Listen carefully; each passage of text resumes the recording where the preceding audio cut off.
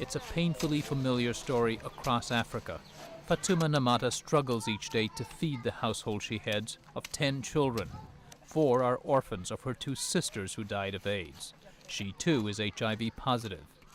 Yet unlike most other Africans, Ugandans like this family live with less stigma from AIDS and more hope. For example, although 2 of Namata's children are HIV positive, both receive the once prohibitively costly antiretroviral drugs. They are aware. They understand about HIV and AIDS, and in the future they are hoping that maybe there will be a cure. In fact, the younger one expects to grow up. He wants to be a pilot.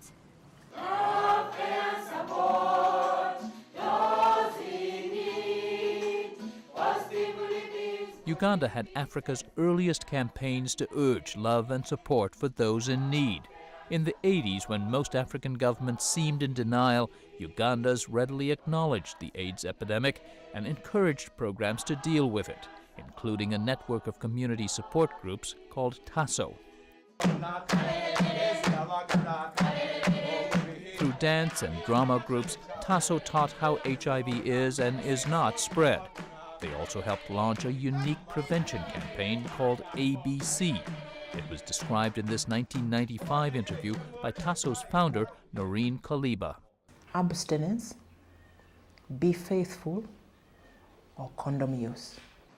Acting Health Minister Dr. Samuel Okwari says ABC made no value judgments. It just offered options for everyone, whether they were ready to abstain, be faithful, or use condoms. Even in the same individual, in the morning you're on mode A, in the evening you're on mode B, and maybe at night after a small drink you're on mode C, and vice versa.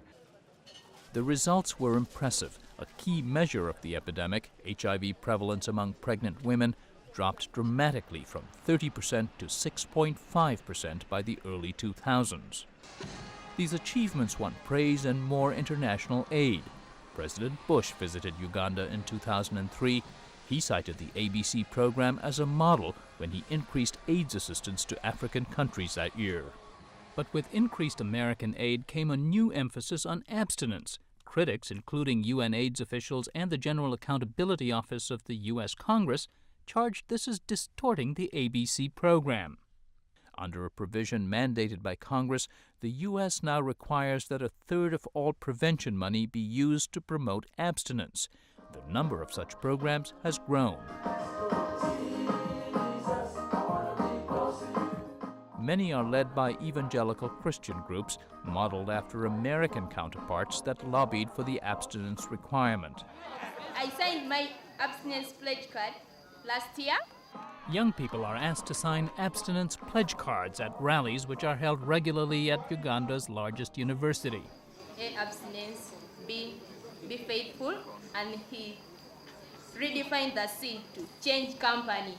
If condoms are mentioned at all, it's to question the morality or the effectiveness of using them, even though almost all scientists say condoms do help contain the spread of the AIDS virus. The campaign worries Pastor Edward Baliganzaki. I had one problem one time with one of the pastors who said condom use is for those condemned. He was saying, for those condemned. Condemned. Condoms are for the condemned. Condemned, C for the C. Condoms for the condemned. But for the righteous, it is A, B. Baliganzaki counsels young people at this Kampala church. He says some of them simply will not be able to abstain.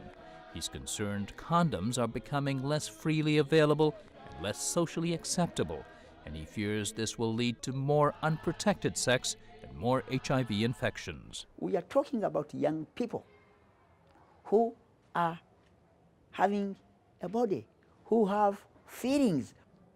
We are bound to lose the war the moment we turn physical health and the realistic issues into moral issues. But to abstinence educators, moral issues are paramount.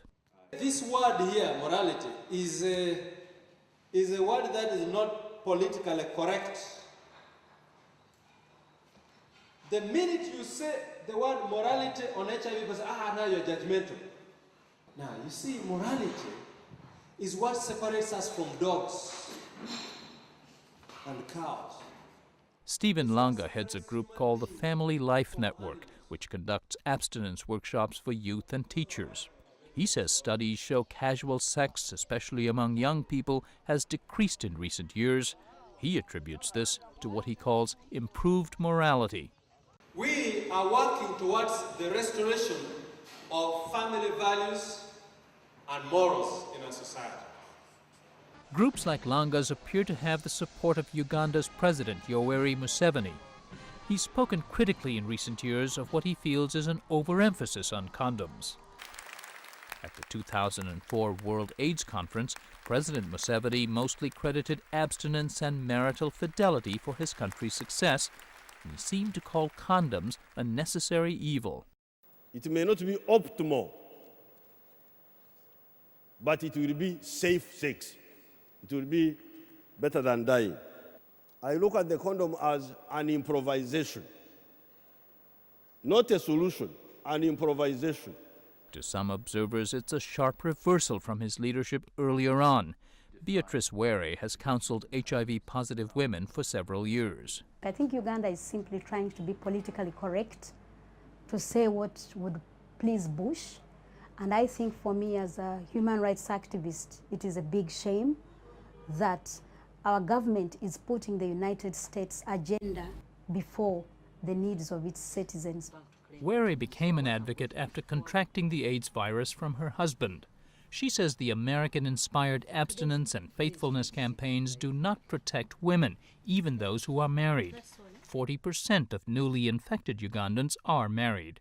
We know that for most women now, marriage is not a safety net, that infections in marriage are on the increase.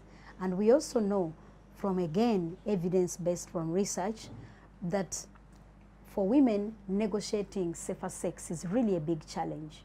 And however faithful you might be, like I was, you cannot control the sexual behavior of your husband. Fatuma Namata also knows that firsthand. She says her husband frequently saw prostitutes, resisted condoms, and left her 2 years ago for another woman. He used to say, "We don't have a prostitute in the house, so there's no need to have condoms in the house."